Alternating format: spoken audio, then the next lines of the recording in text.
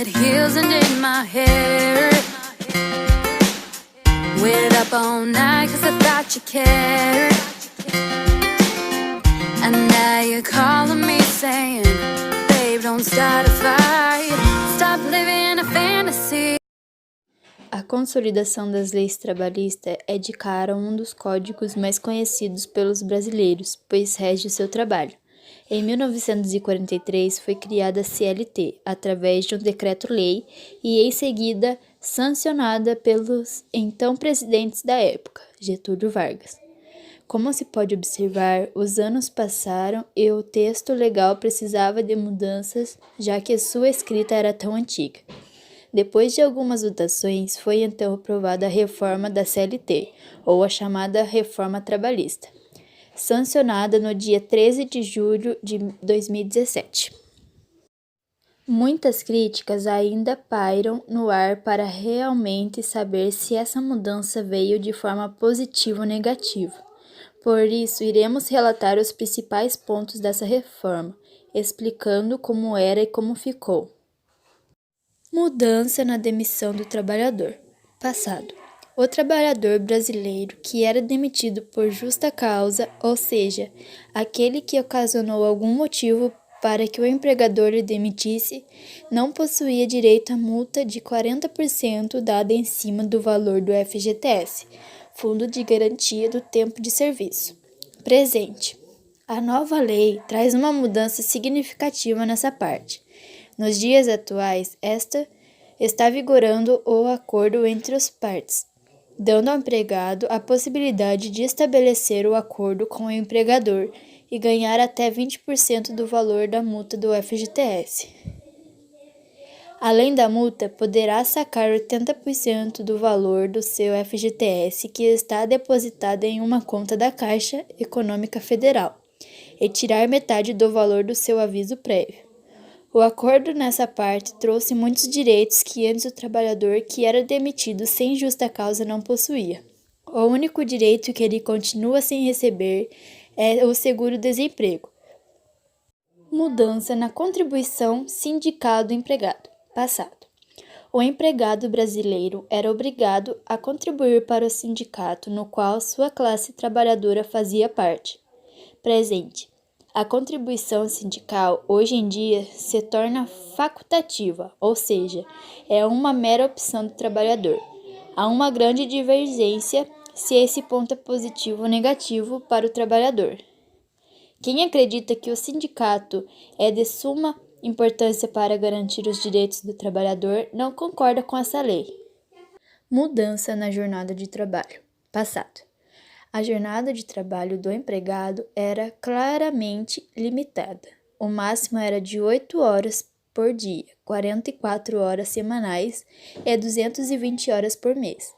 E durante o dia podiam haver no máximo até 2 horas extras. Presente.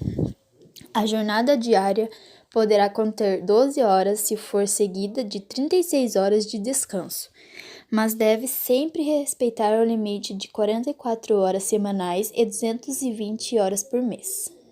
Acordo na reforma trabalhista. Vamos fazer um breve paralelo e entender quais os pontos que podem ser negociados com base nessa nova opção de acordo trazida pela reforma. Tornou-se passível de negociação o trabalho em ambiente insalubre, o banco de horas do trabalhador, a jornada de trabalho, participação do trabalhador nos lucros ou resultados da empresa, o intervalo para almoço, as remunerações que são dadas mediante a produtividade do empregado, exemplo, gorjetas, o plano de cargos e salários, o regime de sobreaviso, o trabalho intermitente e o teletrabalho, e por último, a representação dos trabalhadores no local de trabalho. Os outros tipos de direitos não podem sofrer mudanças, pois, de acordo com o Judiciário brasileiro, são garantias constitucionais e não podem ser supridas por conta de acordos. É claro, toda vez que houver dúvidas em relação ao direito estabelecido ao trabalhador, a lei mais beneficia será aplicada. Com base no princípio indúbio pro operário, então é fato que o texto legal já sofreu modificação mesmo depois de ter sido sancionado. E ainda podem ser feitas algumas outras modificações por parte dos tribunais trabalhistas. Mas o que vale para nós é tentar entender a nova lei e aplicá-la no dia a dia, protegendo então a relação de empregado, com o intuito de desenvolver o país e não acabar com as garantias trazidas ao empregado, que são muito importantes, pois ele é o mais fraco dessa relação. A Comissão de Aplicação de Normas da Organização Internacional do Trabalho pediu que o governo brasileiro avalie a necessidade de mudanças na Lei 13.467/2017, conhecida como Reforma Trabalhista. A comissão analisava se a reforma trabalhista feria a Convenção 98 da Agência Multilateral da Organização das Nações Unidas, do qual o Brasil é signatário. A conclusão apresentada nesta quarta-feira, 19, na Conferência Internacional do Trabalho, em Genebra, Suíça, é que o governo brasileiro deve continuar analisando os impactos da reforma e decidir se são necessárias adaptações.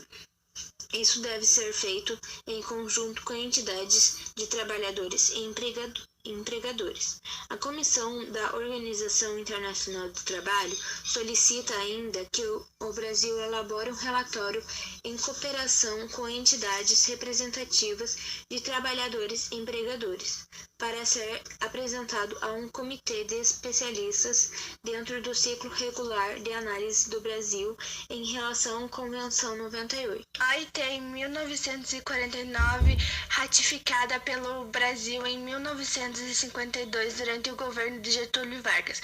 A Convenção 98 estabelece regras de proteção aos direitos dos trabalhadores, com filiação sindical e participação em negócios coletivos.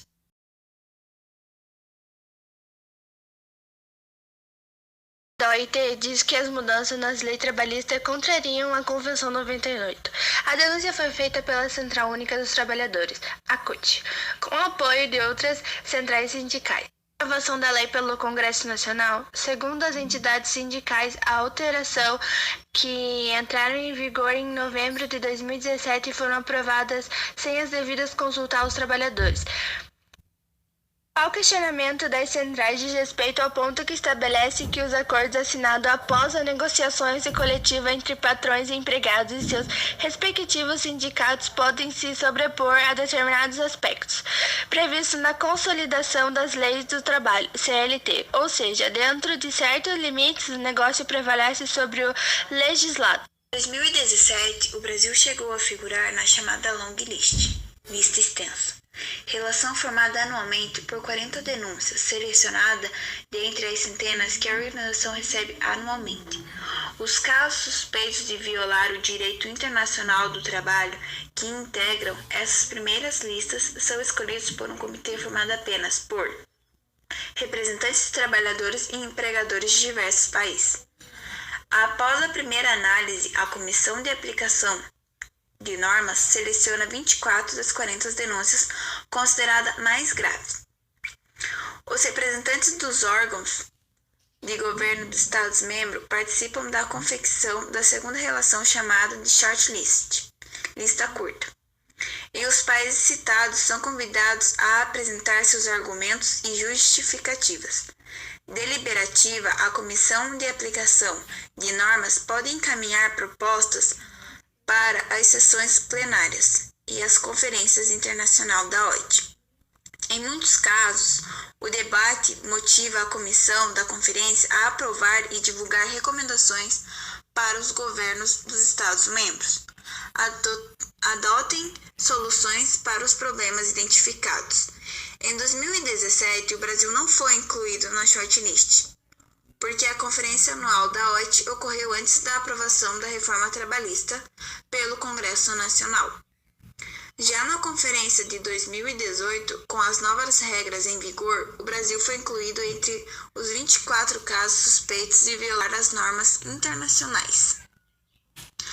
No entanto, ao fim da 107 Conferências Internacional do Trabalho, em junho do ano passado, a OIT decidiu pedir ao governo brasileiro mais explicações sobre os possíveis impactos da reforma trabalhista, além de conceder prazos até novembro passado. A organização determinou que os países discutissem o tema internamente, promovendo reuniões com os representantes do governo, dos estados empregadores e dos trabalhadores. Em nota, a CUT diz que as conclusões apresentadas na Comissão de Normas da OIT confirmam a denúncia feita pelos trabalhadores brasileiros sobre a absoluta falta de consulta tripartite no processo de elaboração e aprovação da Lei 13.467/2017 e requerem que o governo abra canais reais e efetivos de consulta. Em conjunto com entidades sindicais, a CUT diz: as conclusões reforçam o que foi dito pelos trabalhadores e reconhecido pelo Comitê de Peritos, que não houve consulta tripartite na elaboração da lei e obrigam o governo a abrir processo de consultas para análise dos impactos da reforma e, ao ouvir os trabalhadores, a realizar as mudanças necessárias para minimizar os efeitos devastadores da reforma. Em sua conta do Twitter, o secretário especial da Previdência do Trabalho do Ministério da Economia, Rogério Marinho, disse que o Brasil demonstrou plena conformidade da modernização trabalhista com as obrigações internacionais. A conclusão da OIT não apontou violação e nada que coloque dúvida às práticas de nosso país. Segundo Marinho, a inclusão do nosso Brasil na lista restrita dos países examinados pela OIT teve motivações políticas. Os procedimentos e práticas do OIT precisam ser inteiramente imparciais, transparentes e objetivos sem ideologias. A conclusão da OIT agradou também a Confederação Nacional da Indústria CNI. Alexandre Furlan, em nota, divulga pela entidade. O resultado desses 2 anos de debate na OIT só reforça que o caso brasileiro tomou viés político, acrescentou.